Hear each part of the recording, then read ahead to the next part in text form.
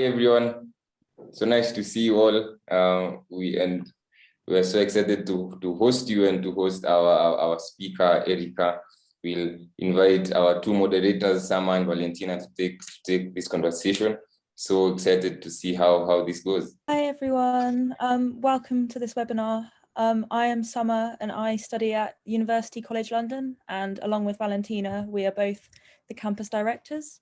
My project focuses on SDG 3. And Valentina, would you like to introduce yourself? Hi everyone, really nice to see all of you here today.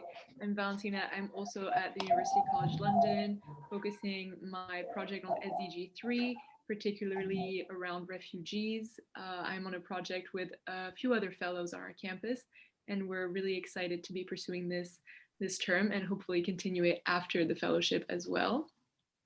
Without further ado, it is my great honor to introduce today's speaker, Erika Amoako Agyei, who is an international marketing, sales, and communication professional with an incredible track record for securing key clients globally and driving multi-million-dollar profit growth in highly competitive international markets.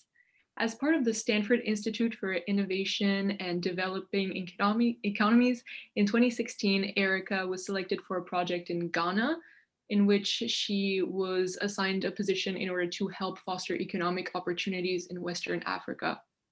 She brought in her expertise from the Stanford Business School, along with innovation from Silicon Valley, in order to become essentially a coach for CEOs in Western Africa and help them turn their ideas into opportunities.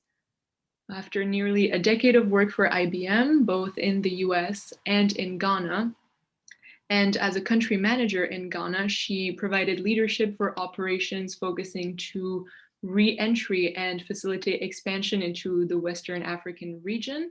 And of course, also supported projects in other areas of Africa, including Nigeria, Liberia, Cameroon, to name but a few. Back in the United States, Erika became the director of corporate relations for the Thunderbird School of Global Management in Arizona. And most importantly, founded the Africa Intercultural Consulting, a cross-cultural training firm for companies seeking to expand into Africa, providing counseling for those companies. She is finally also the author of Cross-Cultural Management and Organizational Behavior in Africa, and a visiting professor at the Sam Walton College of Business at the University of Arkansas. It is with this impressive resume laid out for all of you that it is my utmost pleasure to hand over the floor to you, Erika. Thank you very much. I appreciate that introduction. Hello, everyone. Good morning, good afternoon, and good evening to you, depending on where you are around the world. Once again, my name is Erika Amoako Agyei, and I'm grateful to be here today and to have an opportunity to share a message with you. But I'd like to first start out by saying congratulations to all of you for being selected as part of the Millennium Fellowship class of 2021. I understand that there are more than 25,000 applicants worldwide, and you are the chosen few. So that's a huge achievement, a great honor and a distinction. And I just want to say I applaud you all on your success on getting here today. And so I just want to start off with that. As was mentioned in the introduction, I've had the great privilege of living, working, and leading businesses in several countries around the world, primarily across the continent of Africa, and also within the US. I've also had the privilege of coaching and mentoring future leaders like yourselves, which by far is one of my favorite things to do. In fact, my purpose in life right now at this stage in my career, aside from the work that I'm still doing, is to use all of my experience and to do everything I can to, one, improve the quality of leadership globally, specifically the next generation, so that's all of you, and also to develop global leaders. So today, think of me as your personal mentor. And I hope to come to you as the mentor that I wish I would have if I was in your shoes. So with that said, let me just start off by giving you a little bit of insight on my current role. As was mentioned, my relationship with Stanford University is through a business transformation program. And the business transformation program is called Stanford Seed. And Stanford Seed, what we do is we partner with high potential entrepreneurs in emerging markets to build thriving businesses that transform lives.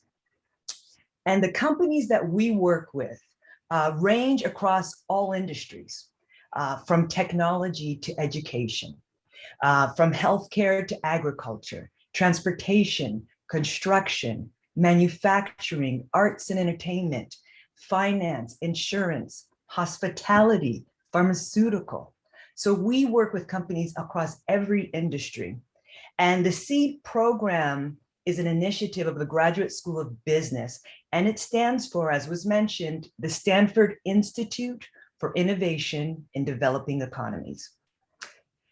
Now, typically I serve as one of 6 business leaders on the ground in Africa who coach, mentor, and support entrepreneurs as they go through their business transformation. So they've gone through our one-year program, which is like building an MBA for your company.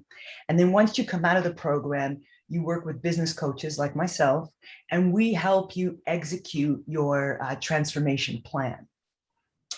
Now, since 2017, I have worked and I've consulted with Stanford Seed in both East and West Africa. So I've been based in Kenya and Uganda, worked with companies all across East Africa, and then a lot more even in West Africa with a home base in Ghana, working with companies in Nigeria, now Senegal, and other countries as well.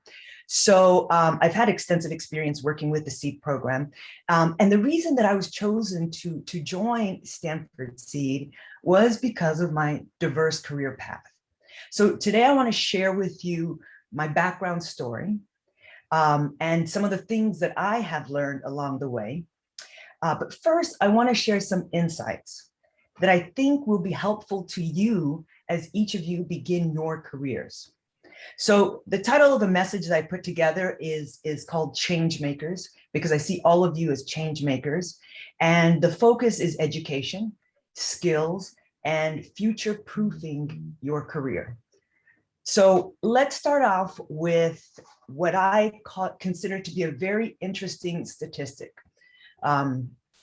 According to research, one of our professors at Stanford University cites that within 5 to 10 years of your graduation, 80% of university students are working outside of their field of baccalaureate study. Now, I want each of you to think about that, 80%. And this professor goes on to say that the correlation between what you study and what you actually do ends up being very low. Now, of course, there are exceptions along the way, but I thought this was interesting. And in essence, what is being said here is that what you study today does not necessarily determine your future or who you become. And why is that? And the reason, of course, is because things change. And you've all heard the saying that the only constant in life is change. Well, I think all of us, if we think about the last 2 years alone, this statement has been extremely emphasized in each of our lives. Now take this statement and let's apply it to your career. Today, more than ever in our history, technology is changing the nature of work. And if you add to that, the global pandemic is accelerating this change by forcing companies to either adapt rapidly or risk dying altogether. And what does that mean for each of you at this stage in your life? Well, for one, it means that there are new skills required to meet the demands of the future. And number two, research shows that in the workplace of the future, degrees and credentials alone will no longer be enough for you to distinguish yourselves as graduates from your peers. Now, don't get me wrong when I say that, because degrees and credentials are definitely important and they may get you in the door. But the key here is that they're no longer enough to keep those doors open. So in order for you to future-proof your career, the thing that will keep those doors open, so to speak, is your ability to learn to adapt, your skills to keep up with what we call the workplace of the future. You know, historically, Nelson Mandela was famous for saying that education is the most important and the most powerful weapon which you can use to change the world, which still holds true today. But how we're looking at education today is definitely evolving. For generations and for hundreds of years, we've spent 4 years in the college classroom. Let's look at your undergraduate degree, right? You spend 4 years in the college classroom and sometimes more to get the university degrees that we need to get jobs. And this in traditional path is what we're finding out is that the implication of this traditional path of getting your university degrees is that the nature of work, along with all the skills and knowledge that's required to execute your work once you graduate, remains unchanged for a lifetime, which of course today is no longer true.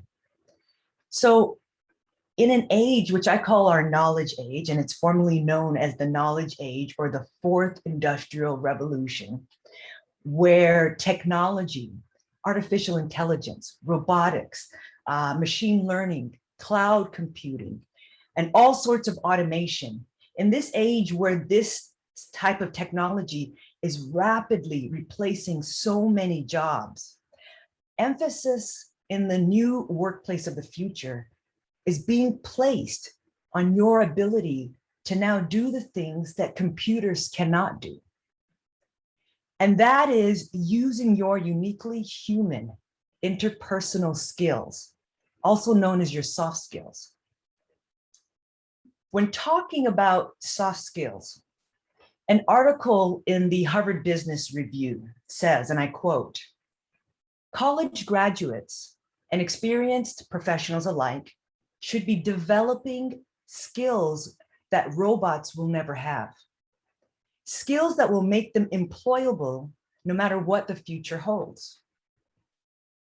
Research shows that the most successful leaders have not only mastered their technical skills, that is the skills that are associated with their job function, but they've also mastered soft skills. These are skills that are commonly known as people or interpersonal skills. So that's to say that you may be the best coder or the best engineer at your firm, but that means little if you don't know how to work well with others.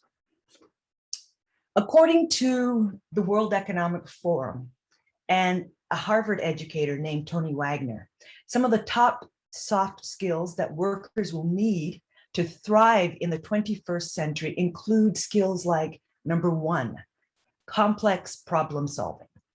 Two, critical thinking. And when we talk about critical thinking, it means asking the right questions, not just memorizing the right answers, but getting at the right questions. Another critical skill is empathy, agility and adaptability. Collaborating with others is another skill. Emotional intelligence, taking initiative and having an entrepreneurial approach to your work, and also cognitive flexibility. Now, these are just a few, but these are some skills that are critically important. And what this tells us, for instance, if you look at number one on the list, when we talk about problem solving, it emphasizes that there's nothing in the world more valuable than a good problem solver.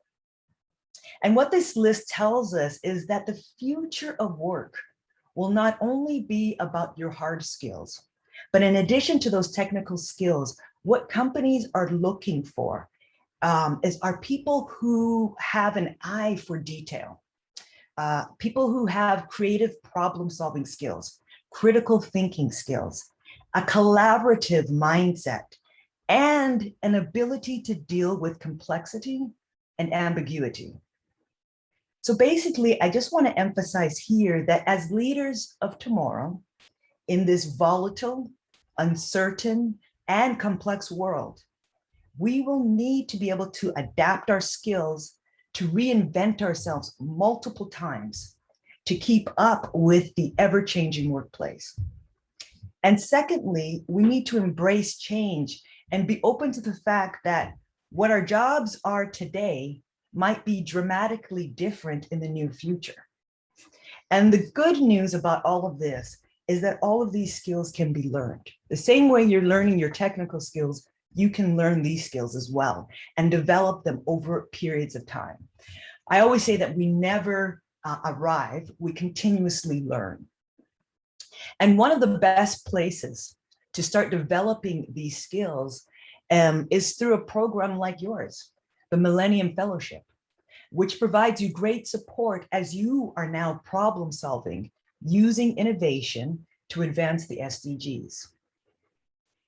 In my case, personally, I started developing a lot of these skills through an internship when I was still in school. So now I'll divert to my own background story and tell you a little bit more about how my career started. So my career, or my first job, began in the tech industry. I was very fortunate because it began when I was only 18 years old. So straight out of high school, I earned an amazing opportunity to begin working with what was then the world's largest technology company, and that was the IBM Corporation. I started off as an intern, and I started off in the mailroom, so nothing glamorous. I was the intern, and I was sorting and delivering mail, and often delivering it personally to senior executives' offices. But as I sorted and delivered mail first year, I continued over a period of time, and I worked my way up as an intern. And I did this as I was attending Arizona State University. So while I was studying business concepts at school in the classroom, I was at IBM learning how to apply them in the real world. So I always say that my internship was my classroom outside of the classroom. And after 4 years of interning with IBM, I graduated with honors. I graduated with confidence.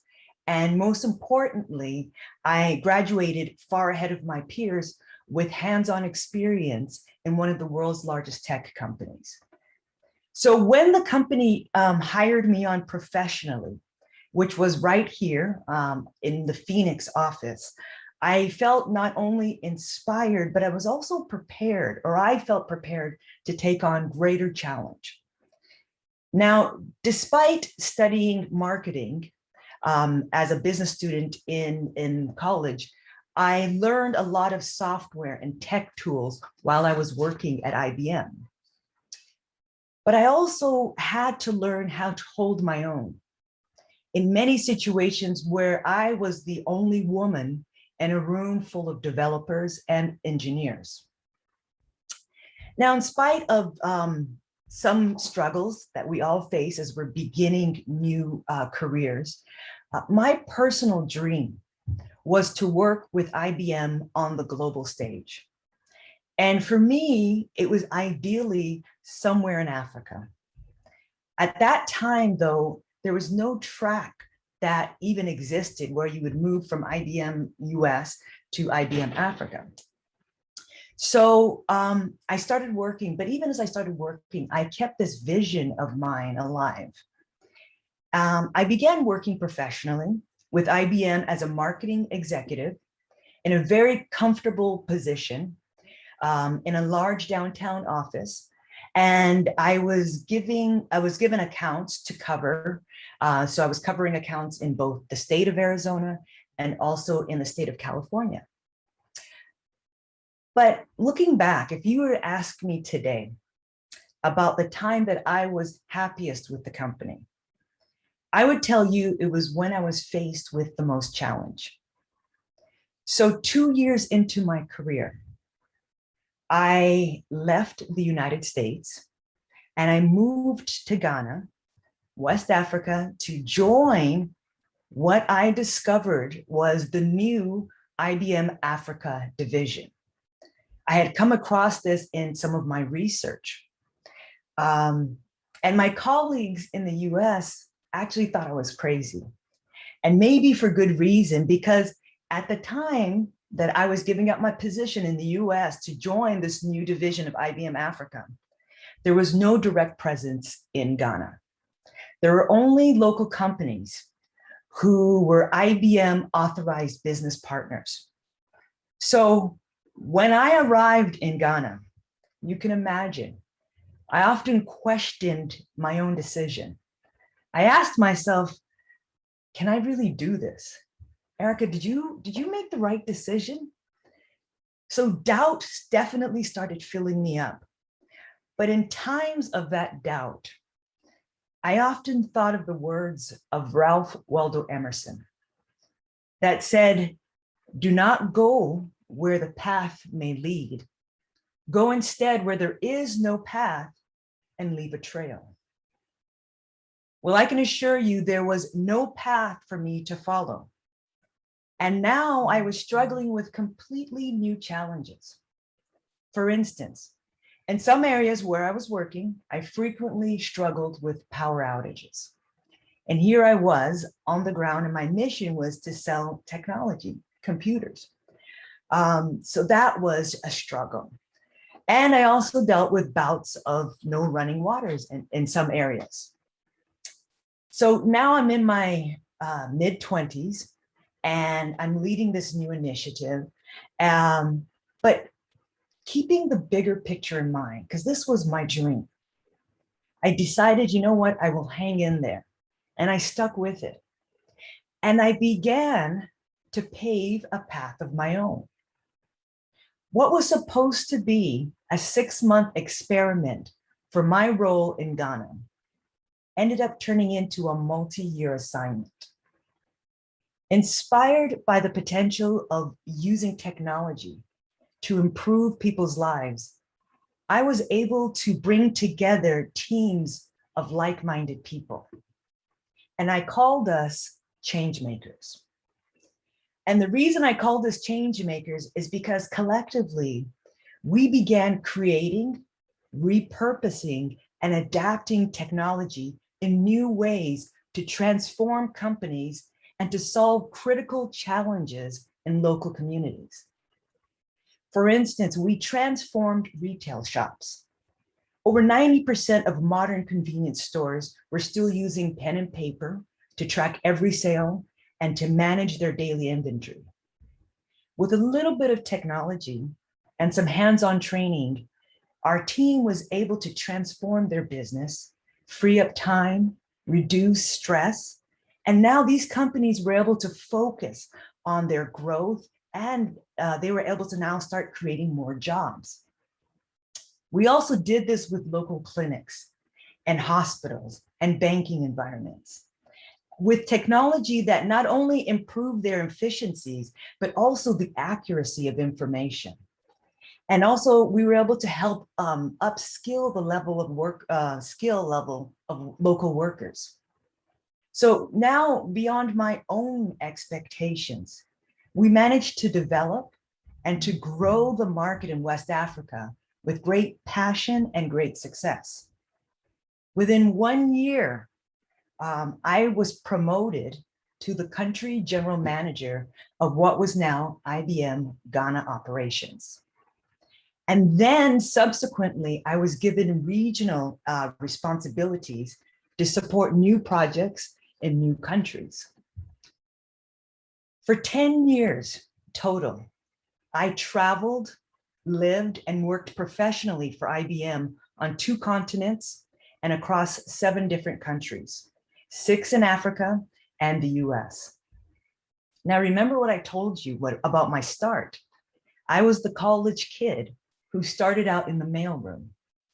Now, I was the first and only Black female country manager in our whole division of IBM Africa, which spanned across 22 different African countries at the time.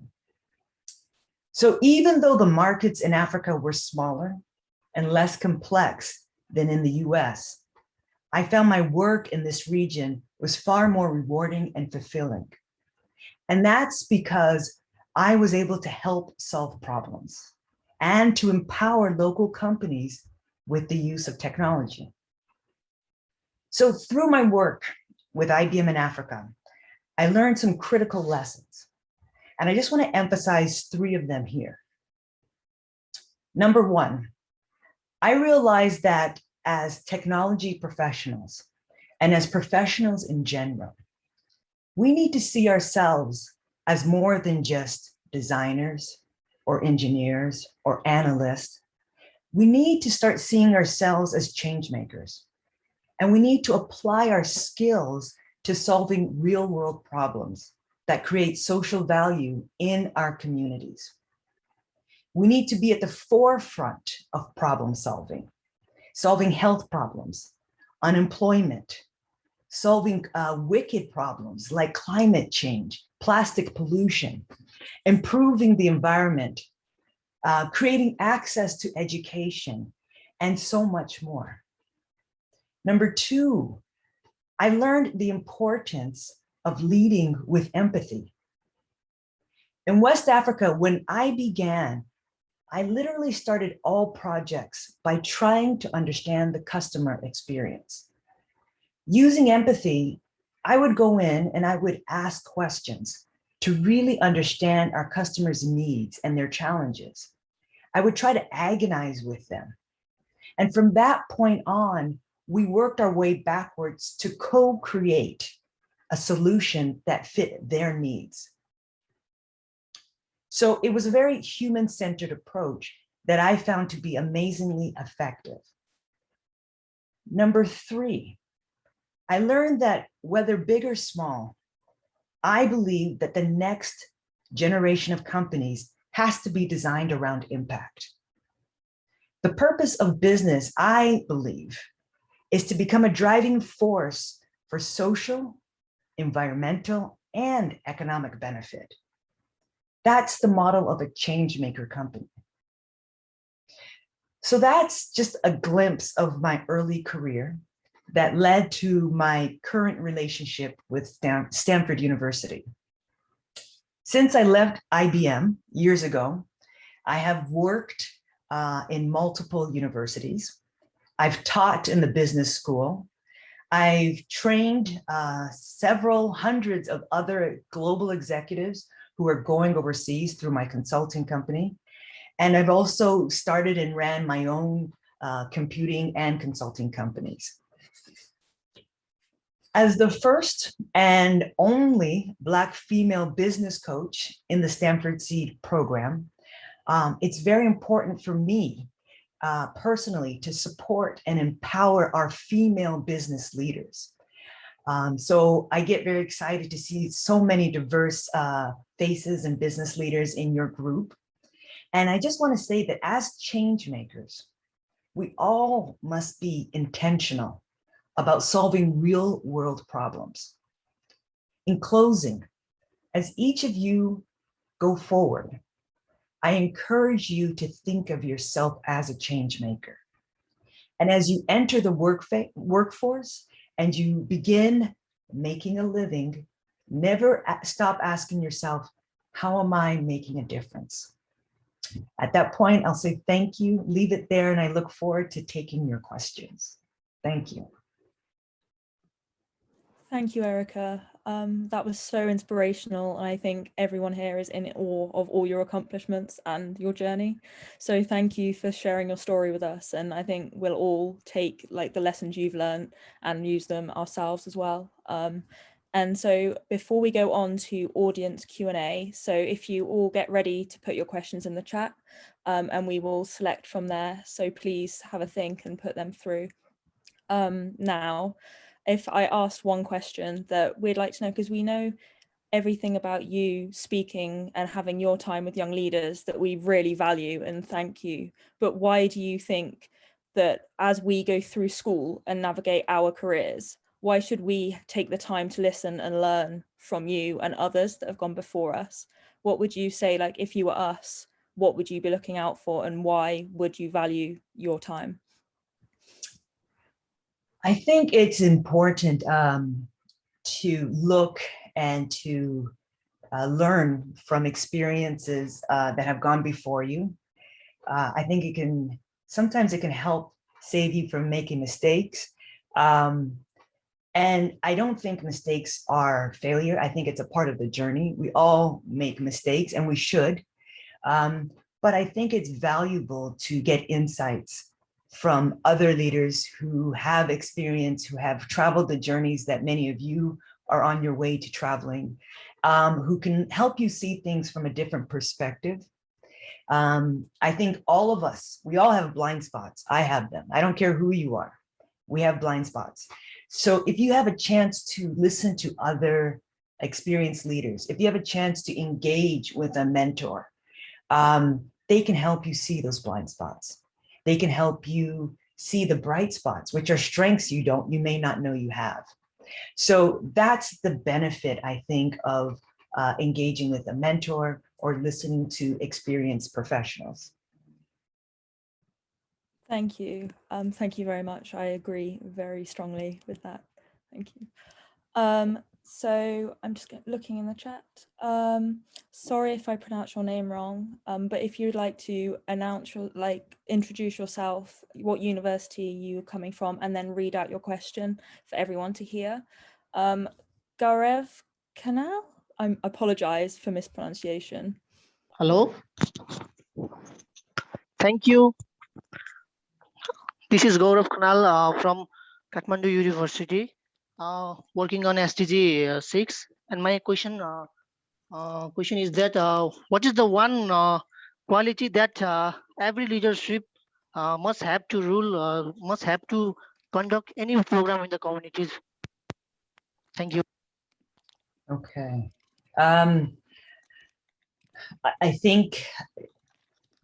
I think just keeping an open mind is critically important. I think it's important in any community to build genuine connections in any community that you want to impact. I think it spells arrogance if we choose a community to try to impact without really understanding the stakeholders in that community. And I'm a big believer, as you heard, in the people-to-people dimension of doing business. And I think business is, in every aspect, business is largely relational, right? So you can have skill sets in your different disciplines, but business is largely relational. So you need to really understand the people in communities and build genuine connections. And by building genuine connections, you understand issues from their point of view. So I was probably at a real disadvantage when I first went to Ghana with IBM, in the sense that I needed to take time and really build those relationships. I didn't do any real transactions for actually a couple of months. And I took that chance because I wanted to really show that I was genuinely there to support and to build, as opposed to take away or to just impose on the community. So that's what I think is critically important. Thank you. Now, next question from Ondino Okello, if you want to speak up to share it.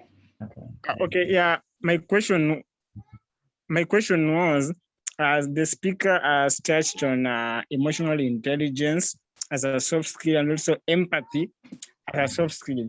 And we know that these two require that we have a balance between individuality and a sense of community in whatever context we are in. So my question was, what are the ways in which we can bring that balance between individuality and a sense of community, so that now one doesn't overcrowd the other, and in this sense, and in this case, especially our individuality doesn't overcrowd our sense of community? Okay. Thank you for your question. I think it's critically important to be, when we talk about or emotional intelligence,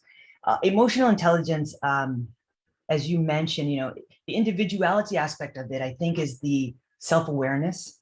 And I think it's critically important to start out, I think, for leadership in general, it's critically important to start off with gaining a clarity about who you are. So having a really key in-depth understanding of self-awareness. What are my strengths? Where are my weaknesses or areas of development, right? And how do I work on both? It's important to know your strengths, to play to your strengths. It's also important to know your weaknesses and work on developing those weaknesses, right? And so when you understand and you have a better self-awareness, you also have a better concept, you're at a better position to have what we call other awareness, right? And so other awareness also allows you to understand that how people experience you. When you walk into the room, what kind of energy do you bring? If you have that self-awareness, you will understand those aspects better. So that's where I think that the balance becomes. If you get to a point where you have really developed that skill of understanding who you are, your strengths, your weaknesses, you're playing to your strengths, you're working on your areas of development, you will also have a better understanding of others. And so that's what's key, especially as a leader. And you all are emerging leaders. So I encourage you to begin on that journey. Thank you. Neil Rojan, would you like to ask your question and introduce yourself as well?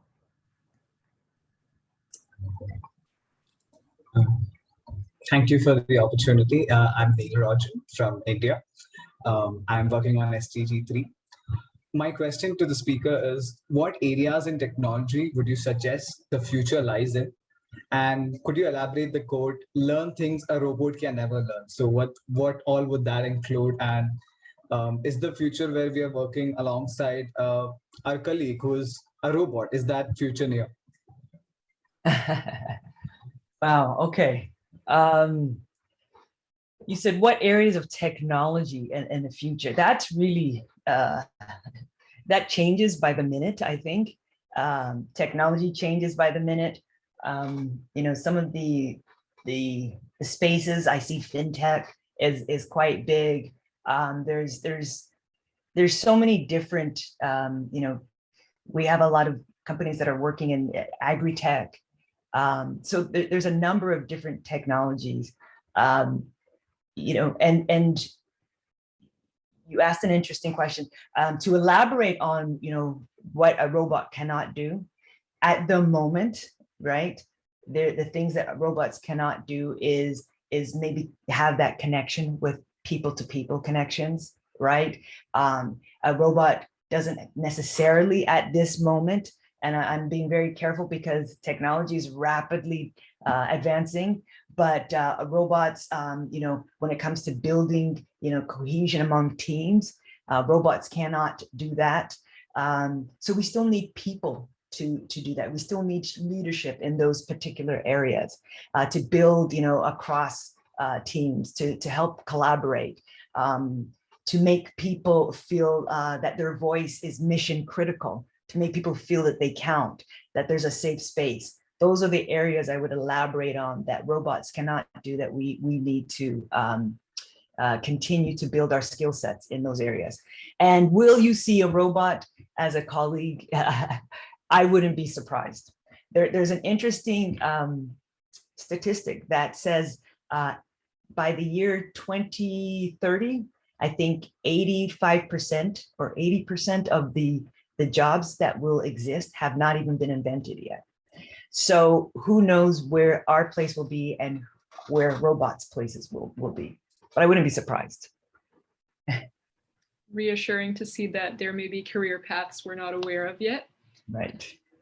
Next up, Yusuf Mohidi, if you want to speak up for your question. Hello, I'm Yusuf from Hong Kong, and I just wanted to ask whether there were any systemic issues that you had to face, especially as a woman of color in this industry, and if you could give any insights into that.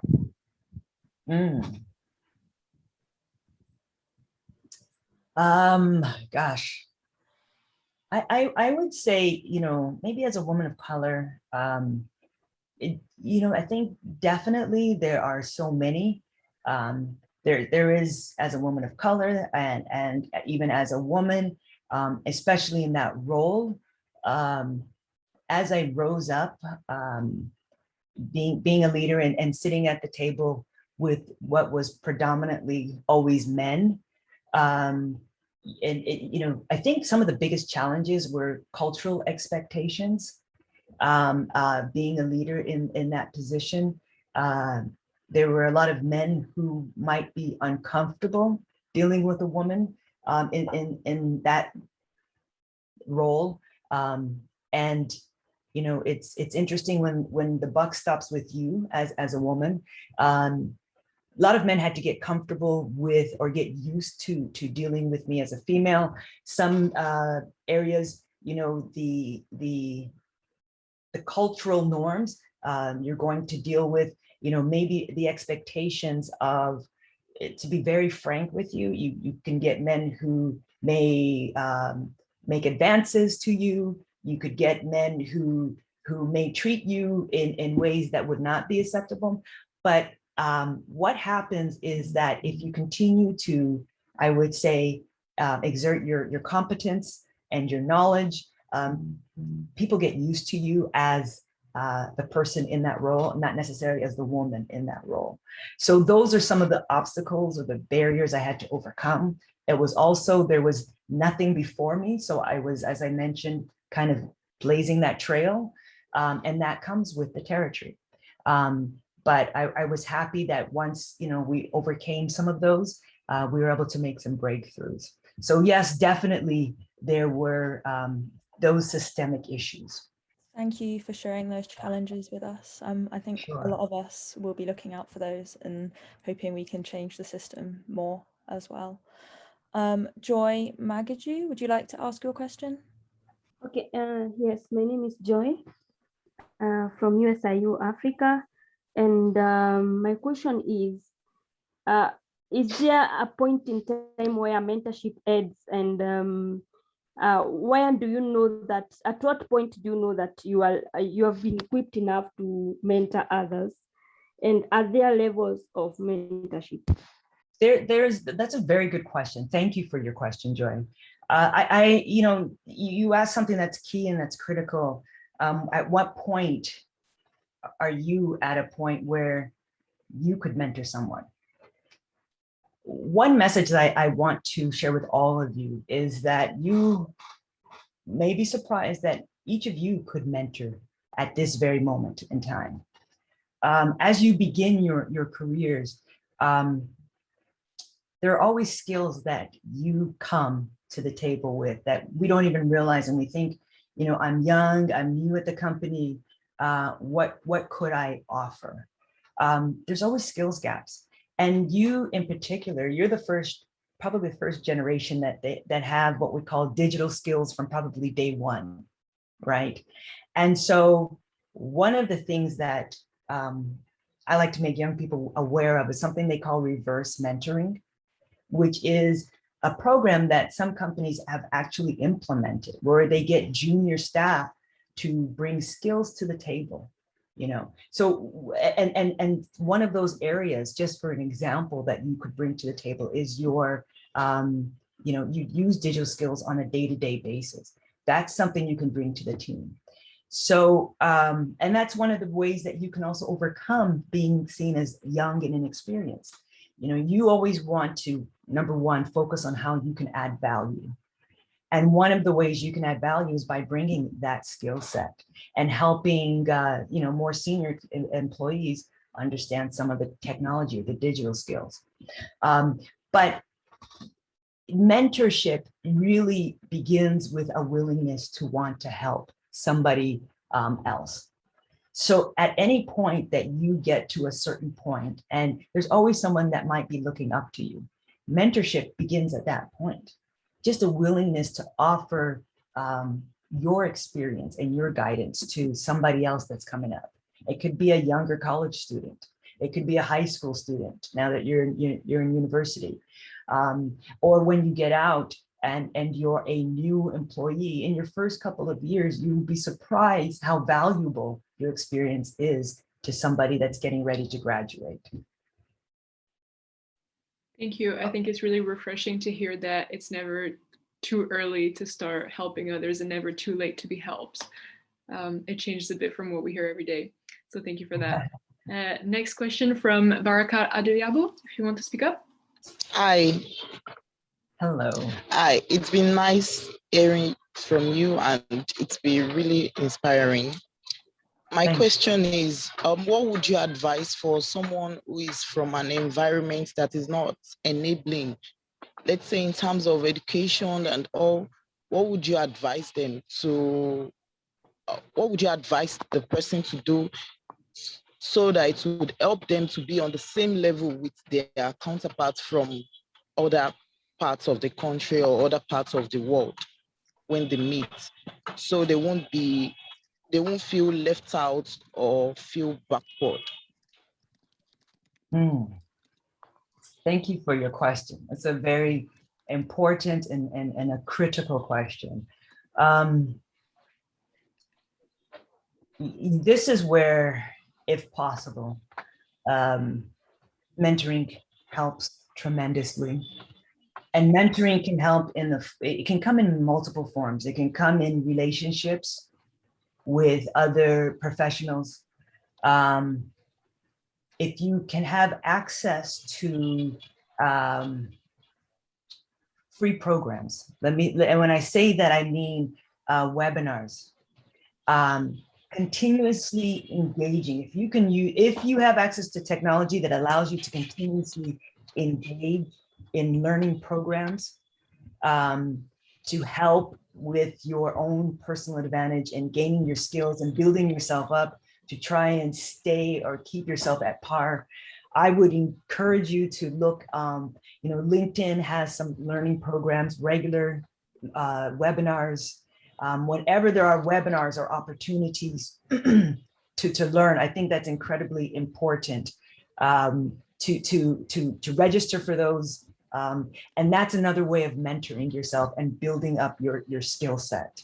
So mentorship with a professional that takes interest in you and what you are trying to achieve, and then take initiative, take ownership of your own development by putting together a list of webinars that you're going to seek out or that you are going to register for, and make sure you listen to those and put together a goal of what you want to do. Where do you want to build yourself up?